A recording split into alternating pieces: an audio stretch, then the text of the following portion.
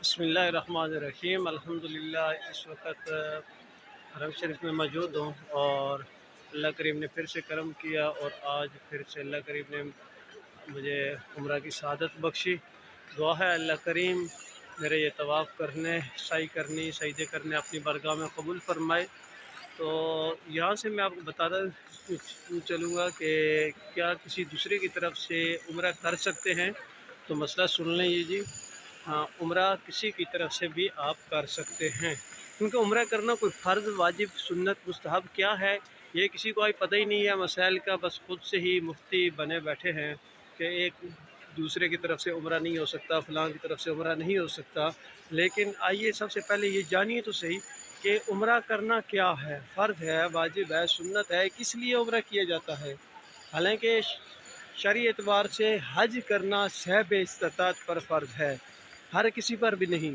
لیکن آج یہ عمرہ اگر کوئی کسی دوسرے کی طرف سے کیا جائے تو گھر گھر میں مفتی کھڑے ہو جاتے ہیں، کہتے ہیں جی کیا ایسا ممکن ہوتا تو ایک ہی بندہ عمرہ کر لیتا، اس کی طرف سے سب کو ثواب پہنچ جاتا۔ لیکن آپ کو بتاتا چلوں کہ نبی کریم صلی اللہ تعالیٰ علیہ وآلہ وسلم نے جناب حضرت علی رضی اللہ تعالیٰ عنہ کو فرمایا کہ اے علی جاؤ 2 قربانیاں لے کر آؤ۔ حضرت علی رضی اللہ تعالیٰ عنہ گئے، 2 قربانی لے کر آ گئے۔ حضرت علی رضی اللہ تعالیٰ عنہ نے پوچھا یا رسول اللہ، ایک قربانی تو آپ کی طرف سے ہے، دوسری قربانی کس کی طرف سے ہے؟ اللہ کے نبی نے فرمایا دوسری قربانی میری امت کی طرف سے ہے۔ اب قربانی تو اللہ کے نبی نے ایک کی ہے، کب کی؟ آج سے کم و بیش 1400 سال پہلے، لیکن حضور کی امت جو ہے وہ قیامت تک کم و بیش 1400 سال پہلے سے لے کر قیامت تک جس نے بھی میرے نبی کا کلمہ پڑھا، جو رسول اللہ صلی اللہ علیہ وسلم نے قربانی کی تھی، اس قربانی کا ثواب اللہ کریم ان سب کو بھی پہنچائے گا جو قیامت تک میرے مصطفیٰ کی امت میں آئیں گے۔ اب قربانی تو اللہ کے نبی نے ایک ہی کی تھی، تو اب کہیں جی قربانی تو اللہ کے نبی نے ایک کی تھی تو حضور کی امت میں تو کروڑوں اربوں خربوں مسلمان ہوں گے۔ تو مختصر عرض یہ ہے، یہ میری اور آپ کی تقسیم میں فرق ہے، رسول اللہ صلی اللہ علیہ وسلم کی جو تقسیم ہے اور جو اللہ کی عطا ہے، جو اللہ کی تقسیم ہے، اس میں کوئی فرق نہیں ہے۔ جیسے بندہ نیکی ایک کرتا ہے لیکن اس کو عام جگہوں پر 10 نیکی کا زیادہ سے زیادہ ثواب مل جاتا ہے، جماعت کے ساتھ 27 نمازوں کا ثواب مل جاتا ہے، لیکن یہاں مکہ میں آ کر ایک نماز ادا کریں گے تو یہاں آپ کو 1,00,000 نماز کا ثواب ادا کیا جائے گا۔ تو مختصر عرض یہ ہے کہ عبادت تو ایک ہی ہے، اس نے نماز تو وہی پڑھی ہے جو پہلے پاکستان یا ہندوستان یا دنیا کے کسی ملک میں پڑھتا تھا، تو وہاں تو ایک نماز کا یا 27 نماز کا ثواب ملتا تھا، یہاں 1,00,000 نماز کا کیوں ثواب مل رہا ہے؟ ٹھیک ہے، تو یہ تو پھر بات وہی ہے کہ آج ہم مسائل سے، دین سے دور ہیں، صرف اور صرف کیا ہے اپنی مرضی کی شریعت، اپنی مرضی کا دین اپنائے بیٹھے ہیں۔ جب ہم جانیں گے نہیں، پہچانیں گے نہیں، پڑھیں گے نہیں، سیکھیں گے نہیں، تو پھر اسی طریقے سے ہم اپنی طرف سے باتیں بناتے رہیں گے۔